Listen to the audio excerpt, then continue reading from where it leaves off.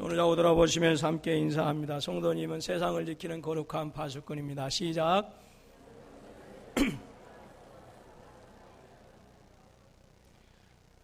힘이 없어서는 힘이 없어요. 이렇게 해서 눈을 부라리면서 힘을 주면서 뭔가 확신을 줘야 되잖아요. 뭔가 확신이니까 다시 한번 성도님은 세상을 지키는 거룩한 파수꾼입니다. 시작. 감사합니다. 이번 주 내내 그러한 얘기를 드린 것 같습니다만은 오늘 이 세상은요, 우리 예수 믿는 사람들 상당한 어떤 그런 정체성의 혼란을 겪고 있어요. 즉 이성이 중심이 된 그 세상의 가치관, 그리고 이제 그리스도 예수를 따르는 그런 그 가치관이 바르게 정립되어져, 그래서 하나님께서 원하시는 그런 삶을 살아가는 것이 아니라 이성이 중심이 되어진 세상의 가치관과 그리고 말씀이 중심이 되어진 이 그리스도의 그 가치관이 함께 뒤섞여 가지고 완전히 뒤죽박죽이 되어져 버린 그런 상태로 살아가는 교회 성도들이 아주 많이 있습니다. 이러한 문제가 야기된 이유는 여러 가지로 많이 진단할 수가 있겠지요. 그런데 제가 진단하는 한 가지 중요한 이유 중에 하나가 무엇이냐, 그것은 하나님 말씀에 대한 인식이 변화되어졌다라고 하는 거예요. 전에는 하나님의 말씀은 정확무오한 하나님의 말씀으로 받아들여졌어요. 이 말씀이 나에게 있어서 최고의 가치였어요. 절대적이었어요.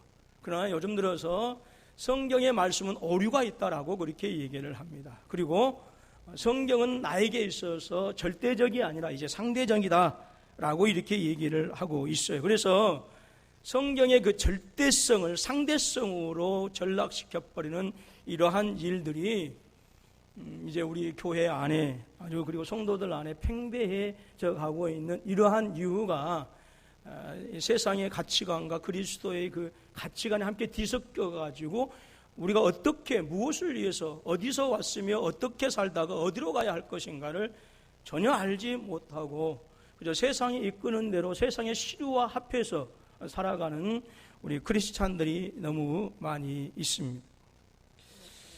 이러한 때에 우리 유치부와 우리 유초등부가 주제가 뭡니까? 성경이 최고야 라고 하는 더 바이블 넘버원이라고 하는 주제로 성경학교를 이제 우리가 하게 되어진 것이 참 다행한 일이다, 하나님의 은혜이다 라는 생각을 해보게 되어집니다. 우리 사랑하는 전도사님들과 또 우리 교사 선생님들, 부장 권사님들 더 힘써서 함께 해주시고요. 또 이제 우리 유치부 성경학교가 더 바이블 넘버원이라고 하는 오늘 오후에 마쳐집니다.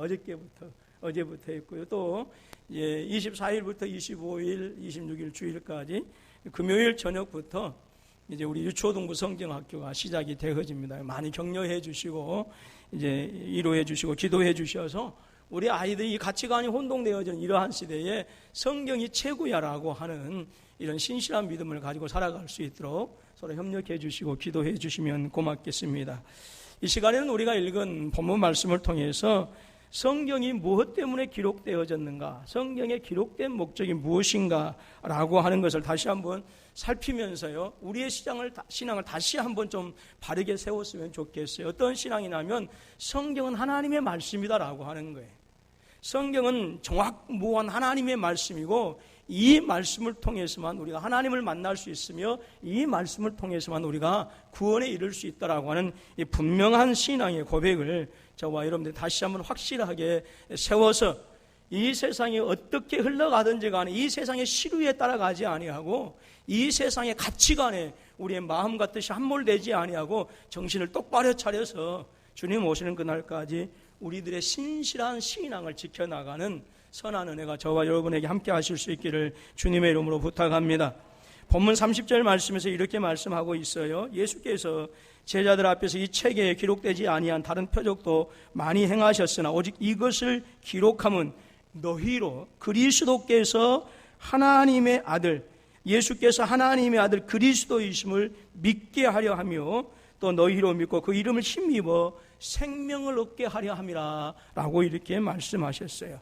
물론 창세기부터 계시록까지 성경이 기록되어진 목적을 우리가 많이 알 수가 있지만 우리가 읽은 이 요한복음 오늘 본문의 말씀에서처럼 정확하게 성경이 왜 기록되어졌는가라고 하는 사실을 또 확실하게 가르쳐준 구절도 아마 없을 것입니다.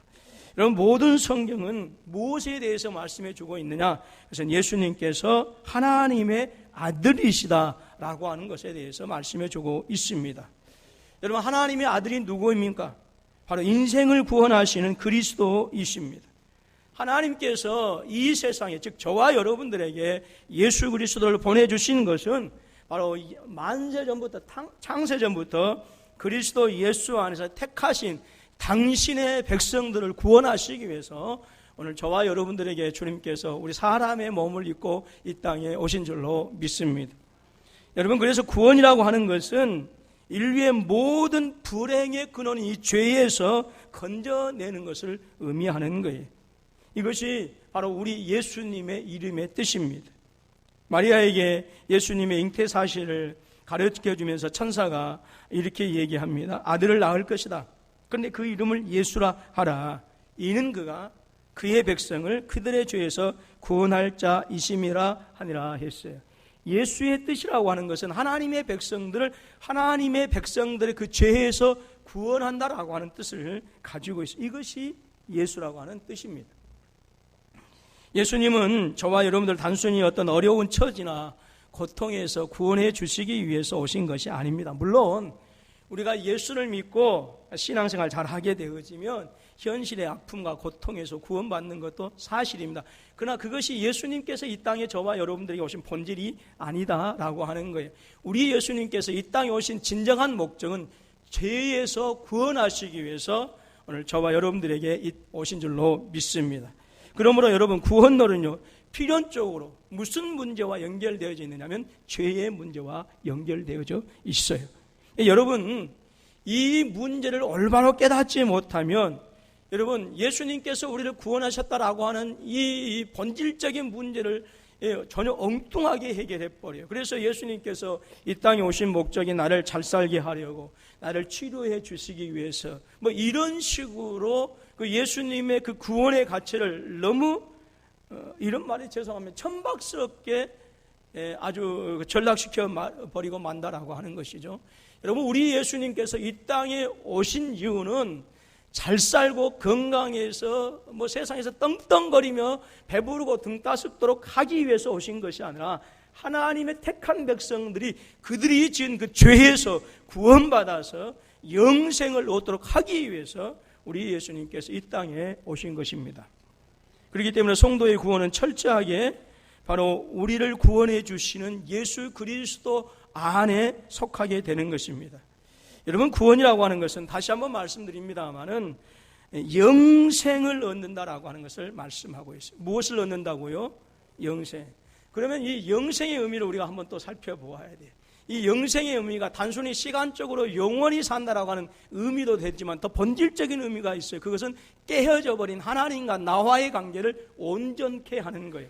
그러니까 영생을 얘기할 때 관계적인 측면에서 우리가 더 보아야지 단순히 시간적인 측면에서만 보아버린다고 한다면 우리는 영생에 대해서 반절밖에 이해하지 못해요. 그래서 오늘 저와 여러분들은 비록 우리의 육신은 이 땅에서 죽어가는 육신의 생명을 가지고 있지만 우리 안에는 하나님과 아름다운 관계를 회복하는 그 관계성 때문에 우리 안에는 이미 영생이 주어진 줄로 믿습니다. 우리 안에 영생이 있는 거예요. 여러분, 구원은 우리의 노력으로 얻어내는 것이 아닙니다. 오직 예수 그리스도의 이름을 힘입어서만이 우리의 구원이 가능한 줄로 믿습니다. 여러분, 구원에 대해서는 우리의 의지와 여러분 우리의 도덕적인 행동과 윤리적인 행동과는 아무런 상관이 없어요. 왜 그러느냐 하면 이미 창세전에 하나님께서 세상을 창조하시기 이전에 성부, 성자, 성령 하나님께서 은혜의 언약을 맺으셨어요. 그 은혜의 언약이 뭐냐? 속죄의 언약입니다. 하나님께서는 저와 여러분들을 구원하시기로 작정하셨고 계획하셨고 그 일에 예수님께서 내가 세상에 가서 십자가 지겠습니다 라고 하는 것이 이미 창세전에 약정되어져 있는 내용입니다. 자, 구역장님들은 이것을 기억하셔야 돼요. 구역장님들이 지난주에 금요일날 이 교육을 받고 이게 도대체 무슨 소린 거라고 이렇게 하면 대단히 조금 문제가 심각해요. 이미 금요일날 들은 얘기입니다. 일방적으로 일방적으로 결정하셨어요. 우리의 의지와는 상관없이 일방적으로 하나님께서 결정하신 것입니다. 그렇기 때문에 우리가 우리의 구원을 위해서 0.0001%도 할 수 있는 아무런 조건이 없어요. 여러분, 말씀드린 것처럼 구원은 내가 애쓰고 힘쓴다고 해서 이루어질 것이 아닙니다. 에베소서 1장 4절 말씀 이렇게 말씀했어요. 곧 창세전에 그리스도 안에서 우리를 택하사 우리로 사랑 안에서 그 앞에 거룩하고 흠이 없게 하시려고 그랬어요. 이미 저와 여러분들은 예수 믿기로 창세전에 결정되어졌다라고 하는, 이제 이것이 조금 감리교와 조금 달라요. 감리교는 이제 알미니안주의를 따르기 때문에 예지예정서를 주장합니다. 우리가 예수 믿을 줄 알고 하나님께서 예정하셨다라고 하는 거예요. 그러니까 감리교에서는 인간의 선행을 먼저 알미니안주의에서는. 그런데 우리 칼빈주의에서는 인간의 선행 그것이 아니라 무조건적으로 하나님의 백성으로 택하셨다라고 하는 것을 얘기하고요. 오늘 말씀도 예지예정서를 얘기하고 있는 것이 아니라 무조건적으로 우리를 창세전 우리 행위와는 상관없이 구원하셨다라고 하는 말씀입니다. 인간들이 만든 수없이 많은 종교가 있어요. 그런데 그 종교마다 각기 구원론을 가지고 있습니다. 그런데 이들의 구원은 자력 구원설. 즉 인간이 무언가 행하고 인간이 무언가 깨달아서 부처가 되어지고 해탈이 되어질 때에 구원 얻는다라고 하는 이러한 자력 구원설입니다. 그러나 예수 믿는 사람들은 성경에서 얘기하고 있는 것은 인간의 행위에 의해서 구원받는 것이 아니라 전적으로 하나님 즉 타자에 의해서 구원받는다라고 이렇게 말씀하고 있어요. 자력으로 얻는 구원을 행위 구원이라고 하고요. 하나님으로 말미암아서 얻는 구원을 타력 구원이라고 해요. 그런데 사람들에게 매력이 있는 것은 자력 구원이에요. 인간 스스로 노력해서 구원 얻는다라고 하는 거예요. 왜냐하면 인간의 본성에는요 하나님 컴플렉스가 있어요.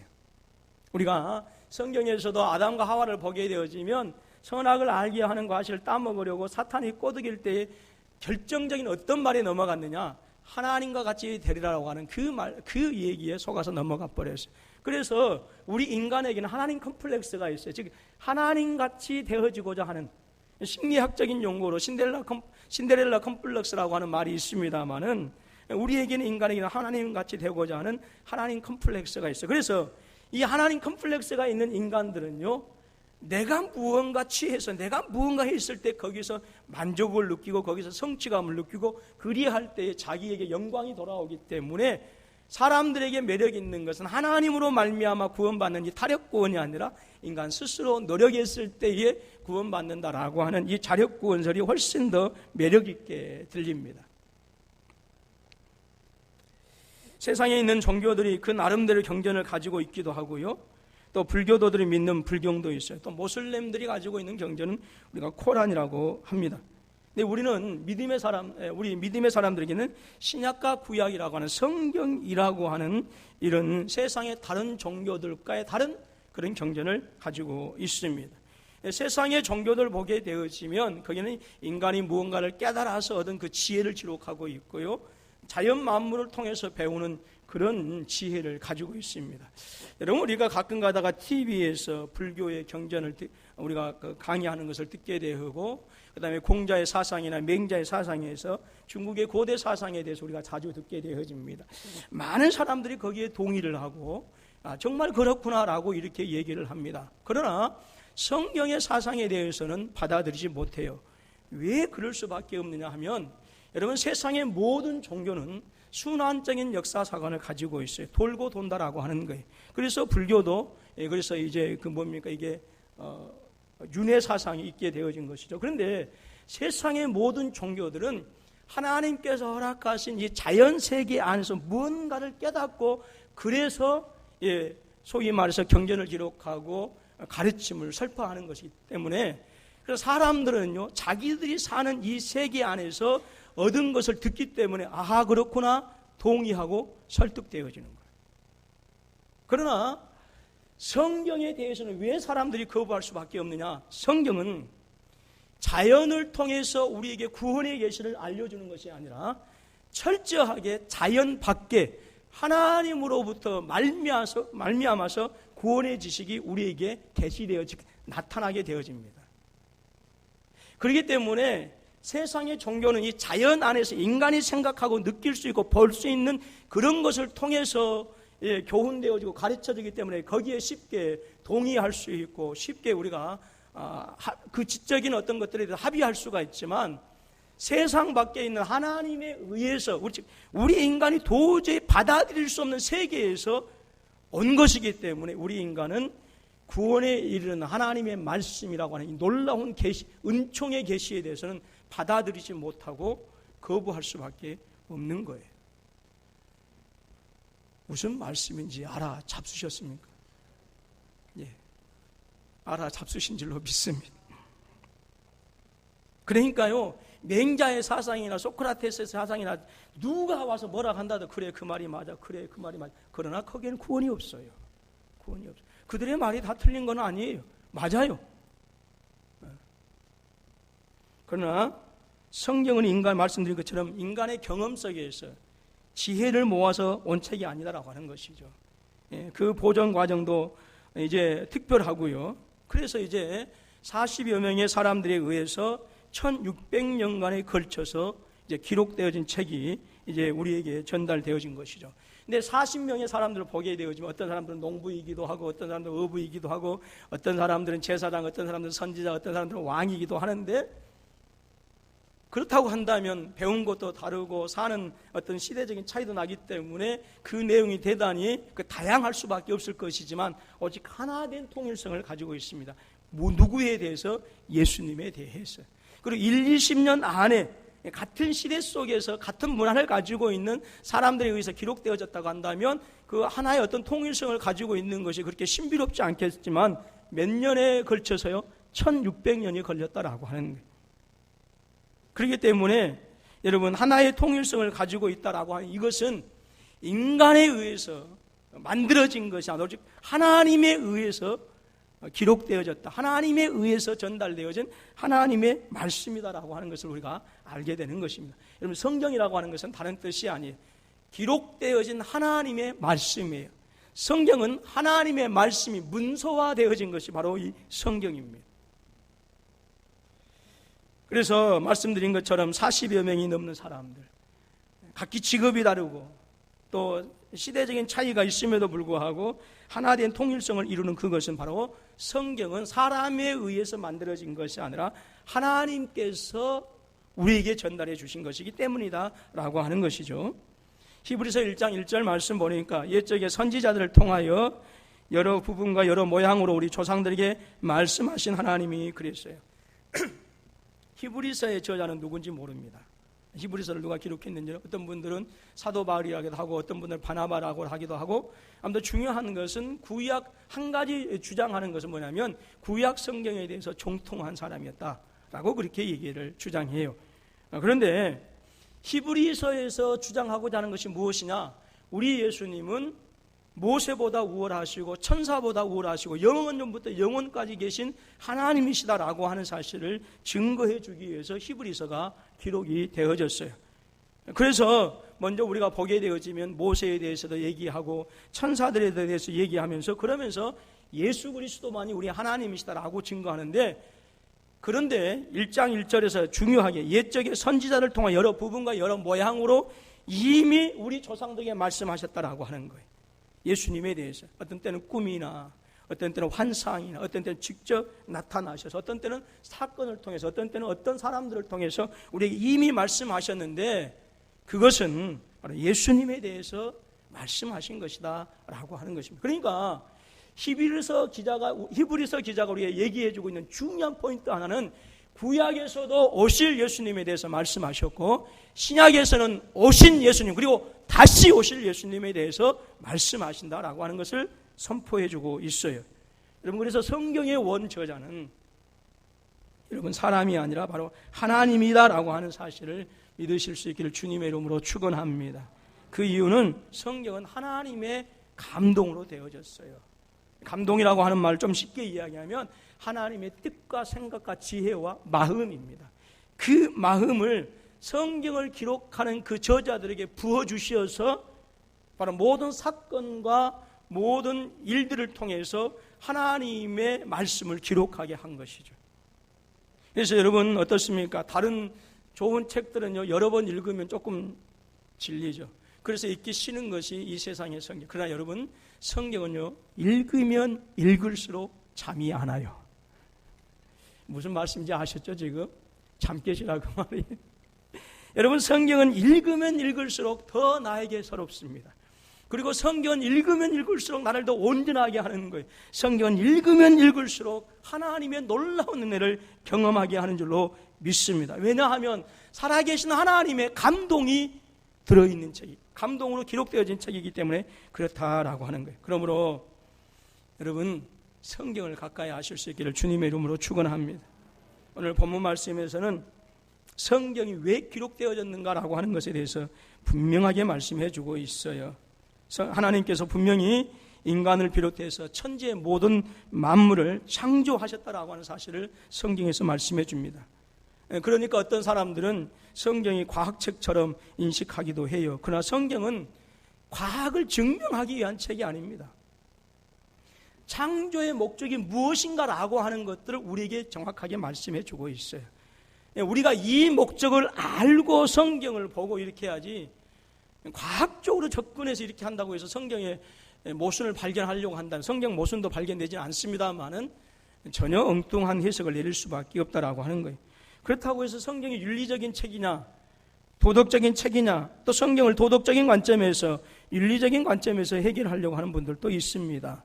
그러나 성경은 물론 윤리적인 내용, 도덕적인 내용이 분명히 있습니다. 그러나 윤리와 도덕이 목적인 책이 아니에요. 성경은 오직 예수 그리스도를 우리에게 나타내주고 있는 말씀입니다.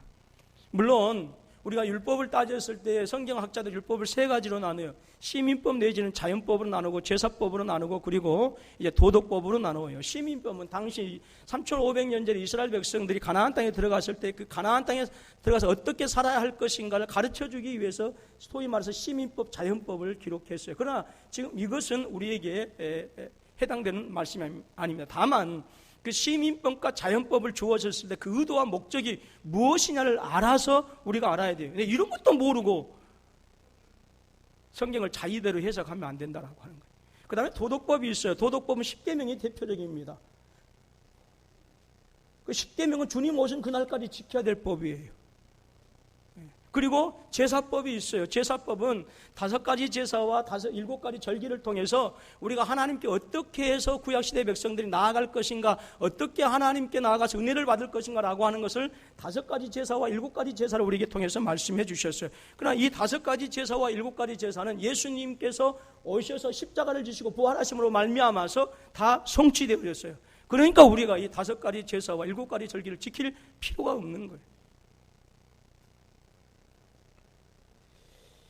여러분, 도덕법도 있고 물론 윤리적인 법도 있지만 그러나 그것이 목적이 아니라 성경에 기록되어진 목적, 성경이, 그것은 예수님을 믿어서 생명을 얻도록 하기 위한 것, 바로 그것이 바로 우리에게 성경을 기록하신 목적인 줄로 믿습니다.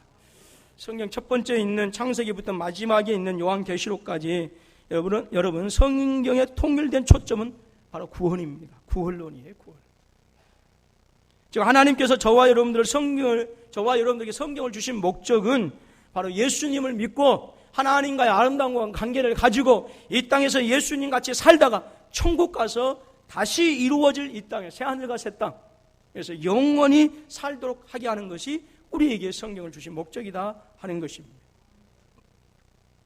영국의 빅토리아 여왕의 아버지 켄트 공작이라고 하는 독실한 성도가 있었어요. 이분이 이제 마지막 임종을 앞두고 있을 때 의사가 와서 그분의 공적을 치하해서 그러면서 사후에 좋은 곳에 가게 될 것입니다 라고 이렇게 하니까 켄트 공작이 내가 구원을 얻는 것은 공작이기 때문이 아니라 죄인이기 때문이다 라고 이렇게 얘기했다고 합니다. 여러분, 사람의 구원은 내 인간의 공적이나 선행에 의해서 결정되어진 것이 아니에요. 그런데도 많은 사람들은 구원을 받기 위해서 내가 어떤 일을 해야 한다라고 그렇게 생각하고 있어요. 여러분, 우리가 이렇게 나와서 하나님께 예배하는 이유가 어디에 있습니까? 여러 가지 모습으로 봉사하고 이 뜨거운 여름에 주방에서 수고하고 땀을 흘리면서 수고하는 이유가 어디에 있어요? 어떤 때는 짜다고 뭐라고 그러고 어떤 때는 싱겁다고 뭐라고 도대체 어디에 입맛을 맞춰야 될지도 모르지만 그럼에도 불구하고 수고하는 목적은 여러분 왜 그래요? 구원받기 위해서 그런 것이 아니라 이미 구원받은 백성들이 하나님의 은혜를 누리기 위해서 그 은혜를 감당하는 줄로 믿습니다. 인도에서는 구원을 얻기 위해서 찌는 듯한 햇볕 아래에 못이 박힌 널빤지를 펴놓고 그 위에서 주무시는 분들도 계세요. 어떤 분들은 일생을 벙어리로 살 것을 서약하는 사람들도 있어요. 어떤 사람들은 수백 킬로나 되는 곳을 기어서 순례하면서 여행하는 사람들도 있어요. 그리고 사람들은 겐지즈강 사람들 불태워가지고 그곳에 뿌린 그곳에 물을 마시고 목욕하고 하는 사람들도 있어요. 인도에.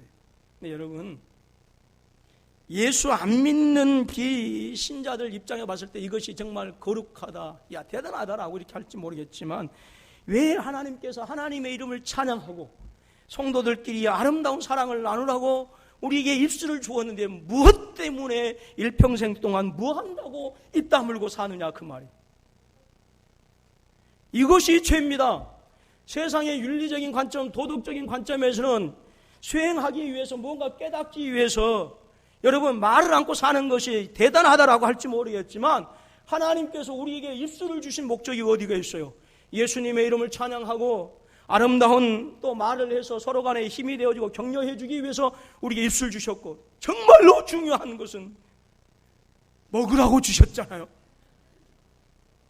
이것이 우리를 지으신 우리에게 입을 주신 목적이란. 그런데 입을 다물고 말을 안 하겠다라고 하는 이런 것은요 죄예요. 죄. 이것이. 그러니까 여러분 동성애도 이러한 관점에서 보셔요. 성경에서 동성애를 죄로 했다 안 했다라고 하는 그런 관점에서 죄가 아니다 이게 아니고 하나님께서 왜 우리에게 이와 같은 아름다운 팔들을 주셨는가, 그것들을 살피면서 그래서 그 창조의 목적, 하나님께서 우리를 지으신 목적을 아름답게 행하게 가는 것, 그것이 하나님의 뜻에 합당하게 사는 것이고 그것을 깨뜨리면서 사는 것은 세상에 아무리 도덕적이고 윤리적인 그런 어떤 모습이라 하더라도 그건 죄일 수밖에 없다라고 하는 거예요. 그러니까 죄의 관점이 세상의 관점과 성경의 관점이 분명히 다릅니다. 그런데 이러한 것은 천주교에서도 강조하고 있어요. 그런데 중요한 것은 여러분, 이러한 행위로 어떤 구원을 얻는다라고 하는 이 행위의 사실은 사람들을 오히려 더 고통으로 몰아넣게 되어지고요. 루터가 로마서 1장 17절 말씀을 통해서 의인은 믿음으로 말미암아 살리라고 하는 이 말씀을 통해서 진정한 구원의 비밀을 깨닫기 이전에는 루터도요 무릎이 까지도록 오르락내리락 했어요. 그런데 결국은 인간의 그 행위로 말미암아 구원받는다라고 하는 것을 이게 아니고 그것을 했을 때는 루터도 수도 없이 절망을 했어요. 그런데 사람이 믿음으로 말미암아 구원받는다라고 하는 이 말씀을 통해서 비로소 자유케 되어진 거예요. 그래서 종교개혁이 일어나게 되어진 것입니다. 여러분, 인간의 행위를 강조하다 보면 인간은 그 앞에서 끊임없이 무너질 수밖에 없어요. 그래서 좌절할 수밖에 없습니다. 그래서 성경은 구원의 행위가 아니라 오직 구원을 주시는 분이 예수님이시다 라고 하는 사실을 저와 여러분들에게 분명하게 말씀해 주고 있습니다. 에베소서 2장 8절로 9절 말씀 보니까 너희는 그 은혜에 의하여 믿음으로 말미암아 구원을 받았으니 이것은 너희에게서 난 것이 아니요 하나님의 선물이라 행위에서 난 것이 아니니 이는 누구든지 자랑하지 못하게 하려 함이라 그랬어요. 여러분, 구원은 하나님께서 일방적으로 주시는 선물인 줄로 믿습니다. 그리고 이 구원의 은혜는 저와 여러분들이 절대로 한거할 수 없어요. 그래서 칼빈주의 5대 교리 중에 하나에 불가항력적인 은혜가 있어요. 불가항력적인 은혜. 하나님께서 내게 주신 구원의 은혜는 절대 우리 인간이 거부할 수 없다라고 하는 거예요. 근데 감리교와 조금 차이가 있는 것은 감리교는 이 은혜를 거부하고 가항력적인 은혜를 얘기합니다. 즉 하나님의 은혜는 거부할 수 있다라고 하는 거예요. 그리고 우리 그 칼빈주의에서는 성도의 견인, 하나님께서 하나님의 택한 백성은 끝까지 책임지고 천국에까지 드리지만 감리교에서는 인간의 구원은 중간에 잃어버릴 수도 있다라고 그렇게 얘기를 해요. 여러 가지 면에서 많이 틀립니다. 그러나 또 이단은 아니에요. 그래 중요한 것은 우리가 이러한 신앙 어떤 그 교리의 어떤 그 차이가 있다라고 하는 것을 우리가 알고 신앙생활하는 것은 대단히 좀 유익이 되어질 것입니다. 요한복음 3장 16절 말씀에 하나님이 세상을 이처럼 사랑하사 독생자를 주셔서 이는 그를 믿는 자마다 멸망치 않고 영생을 얻게 하려 하심이라 말씀했어요. 몇 년 전에 미국의 한 아파트에서 대형 화재가 발생했습니다. 수많은 사람이 죽었어요. 근데 어느 한 아파트에 불이 활활 달랐는데 그 가운데 아들과 아버지가 있었어요. 구하려고 했지만 너무 화재가 크게 불이 일어났기 때문에 소방관들도 가지 못하고 결국 화재가 다 진압된 다음에야 들어갈 수가 있었어요. 그 부자를 화장실에서 발견할 수 있었습니다. 근데 놀라운 것은 아버지는 죽었는데 아들은 살아난 거예요. 어떻게 된 일이냐면 아버지는 아들을 사랑하는 그 조그만 아이를 변기통에 집어넣고 아버지가 그 변기통을 몸으로 덮어버린 거예요. 그래서 아이가 극적으로 살아났다라고 하는 유명한 이야기가 있습니다. 바로 우리 예수님께서 이 땅에 오신 것은 바로 그것입니다. 우리가 죄악이 함악 가운데 다 죽어야 합니다. 우리 예수님께서 우리를 당신의 날개 아래 품으시고 사랑 안에 품으셨기 때문에 예수께서 십자가의 저주를 지셨지만 우리는 그 저주를 벗어나게 되어진 것이고 주님께서 우리를 가슴에 품고 당신의 날개 아래 품고 죽으셨기 때문에 우리가 놀라운 그 부활의 영광에 동참하는 그 은혜에 참여한 줄로 믿습니다. 바로 이것이 구원입니다. 우리가 받을 형벌을 주님께서 대신 받으신 것입니다. 우리가 하나님 앞에 지은 모든 죄를 주님께서 대신해서 십자가에서 죽으신 거예요. 그리고 그 주님의 십자가의 희생으로 말미암아 저와 여러분들이 하나님의 자녀가 되어지는 놀라운 권세를 누리면서 살게 되는 줄로 믿습니다. 여러분, 그래서 성경이 하나님이 세상을 이처럼 사랑하사 독생자를 주셨다라고 이렇게 선포하는 것입니다. 오늘 사랑하는 우리 군포 서북교회 성도님들은 오늘 저와 여러분들에게 주신 이 성경의 목적이 무엇인지를 분명히 알기를 원합니다. 그리고 성경을 사랑하고 성경을 여러분 꼭 아름답게 여러분 주위에 가까이 하실 수 있기를 주님의 이름으로 축원합니다. 요한복음 5장 39절 말씀 보니까 너희가 성경에서 영생을 얻는 줄 생각하고 성경을 연구하거니와 이 성경이 곧 내게 대하여 증거하는 것이라 했어요. 여러분, 제가 확신하건대 말씀 가까이 하지 않냐고 예수 잘 믿겠다, 이것은요 밥 안 먹고 내가 건강하겠다라고 하는 말하고 똑같아요. 여러분, 아무리 인삼 녹용을 먹어도요 밥 안 먹으면 그건 해롭습니다. 여러분, 내가 아무리 신앙의 서적이 많이 도움이 된다 하도 그 신앙의 서적이 완벽한 건 아니에요. 신앙의 서적이 절대 완벽할 수 없습니다. 오직 성경만이 오류가 없어요. 믿습니까? 성경만이 오류가 없어요. 성경만이 정확무합니다. 그래서 여러분이 정말로 그리스도를 닮아가는 거룩한 삶을 살기 위해서는 성경을 늘 가까이 하실 수 있기를 주님의 이름으로 축원합니다. 성경을 가까이 해야 돼요. 많은 성도들이 성경에 관심이 없습니다. 그리고 축복에만 관심이 있어요. 예수님께서 이렇게 말씀합니다. 예수께서 대답하여 이르시되 기록되었으되 사람이 떡으로만 살 것이 아니라 하나님의 입으로부터 나오는 모든 말씀으로 살아야 된다라고 말씀하셨어요. 여러분, 하나님의 말씀을 여러분들의 생수로 삼고 계십니까? 하나님의 말씀을 여러분의 생명의 양식으로 삼고 계십니까? 여러분, 내가 목사요, 장로요, 권사요, 직분, 여러분 이것은요 중요한 게 아니에요. 중요한 게 아니에요. 정말 중요한 것은 생명의 양식이 말씀을 가지고 살아가는 것이 더 중요해요. 여러분, 창세기로부터 계시록까지 말씀해주고 있는 것은 예수님에 관해서 말씀해주고 있어요. 성경에 수없이 2,000몇백 명의 사람들이 나온다고 합니다. 그러나 아브라함이 주인공이 아니에요. 다윗이 주인공이 아니고 오직 우리에게 있어서는 예수님만이 성경의 핵심인 줄로 믿습니다. 누가복음 24장 25절로 27절 이렇게 말씀하십니다. 이르시되 미련하고 선지자들이 말한 모든 것을 마음에 더디 믿는 자들이여, 그리스도가 이런 고난을 받고 자기의 영광에 들어가야 할 것이 아니냐 하시고 이에 모세와 모든 선지자의 글로 시작하여 모든 성경에 쓴 바 자기에 관한 것을 자세히 설명하다. 모세부터 기록한 그 모든 말씀은 예수님께서 말씀하신 나에 대해서 기록했다라고 말씀하셨어요. 이런 구원을 받은 모든 성도는 성경이 하나님으로부터 쓰여진 것이다라고 하는 사실을 믿고 성경을 가까이 하실 수 있기를 주님의 이름으로 축원합니다. 여러분, 성경을 떠나서는 구원을 받을 수가 없어요. 또 성경을 떠나서는 온전케 되어질 수가 없어요. 우리의 인격도 신앙도 모든 것이 다 성경을 통해서 온전케 되어지는 거예요. 그렇기 때문에 아무리 여러분 삶이 분주하고 바쁘다 하더라도 삼시세끼는 아니더라도 하루에 2끼는 먹을 수 있을 것입니다. 아니면 적어도 하루 한 끼씩은 먹고 살 것입니다. 왜 그렇습니까? 안 먹으면 굶어 죽기 때문에 그래요. 마찬가지입니다. 오늘 우리에게 있어서 성경을 통해서 내가 변화되어지고 내가 새로워지지 않으면 우리는 세상에 대해서, 성도들에 대해서, 하나님에 대해서 무례히 행할 수밖에 없어요. 목사라고 해서 인격이 온전한 거 아니에요. 장로님들도 계시고 권사님들도 계시지만, 안수 집사님들도 계시지만, 내가 장로요, 권사요, 안수 집사요, 신앙이 5대째 4대째 되었기 때문에 우리의 신앙이 온전하고 우리의 인격이 온전한 것이 아니에요. 여러분, 그런 사람이라 할지라도 성경과 멀어지면 죄와 가까울 수밖에 없는 것이고, 성경과 가까우면 죄와 멀어질 수밖에 없어요. 여러분, 아무리 먹고 사는 것이 바쁠지라도 성경 읽으셔야 돼요. 그것이 하나님을 만나는 비결이고, 하나님을 통해서 내 영의 충만한 은혜가 채워지는 유일한 비결입니다. 돈으로도 못 가는 것이 천국입니다. 우로도 못 가는 것이 천국입니다. 그러나 말씀을 통해서 우리가 하나님을 만나고 말씀을 통해서 가게 되는 것이 천국인 줄로 믿습니다. 성경은 여전히 오늘도 우리에게 창조의 능력을 바라는 말씀이에요.